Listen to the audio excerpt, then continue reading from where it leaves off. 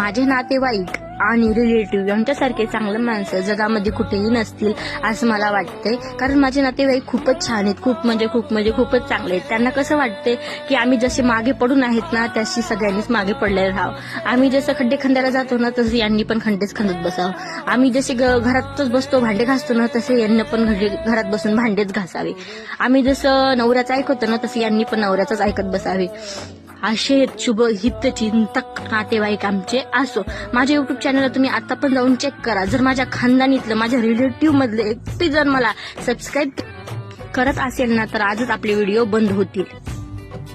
आणि मला कोणी सपोर्ट करत नाही ना याच्यामुळेच मला हटकून उल्हास येते आणि हटकून काहीतरी करू वाटते. आणि जी गोष्ट मला नाही करू म्हणले का कोणी ती गोष्ट मी हटकून करणार असं माझं काही असते. आता यांना काय वाटते, यांच्या एक लाईकनं व्हिडिओ व्हायरल गेला तर मोठी झाली तर काय करणार, आम्हाला ओळखणार नाही, असं नाही तसं नाही. खूप भले किती घाणेरडे विचार त्यांच्या मनात येतात ते त्यांनाच माहिती असो. पण असं काही नसते. तुम्ही आज कोणाला हेल्प करताय, मदत करताय, सपोर्ट करताय, उत्साह निर्माण करून देतात की तू कर, आम्ही आहेत असं म्हणतायत, तर खरं सांगू का जेव्हा पण त्याची प्रगती होईल का ते तुम्हाला अजिबात विसरणार नाही. पण असं नाही ना, आमच्या याच्यामध्ये कोणाला प्रगती होताना बघवतच नाही ना, त्यांचे डोळे असे बाहेर जात निघून कोणाची प्रगती बघून.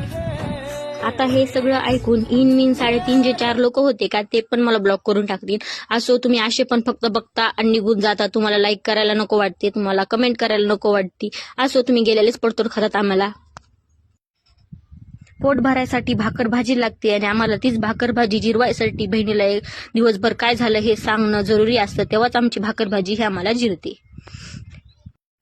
मुद्दामून माझं मन तुमच्याकडून दुखवलं गेलं आहे याबद्दल मी तुम्हाला माफी मागते.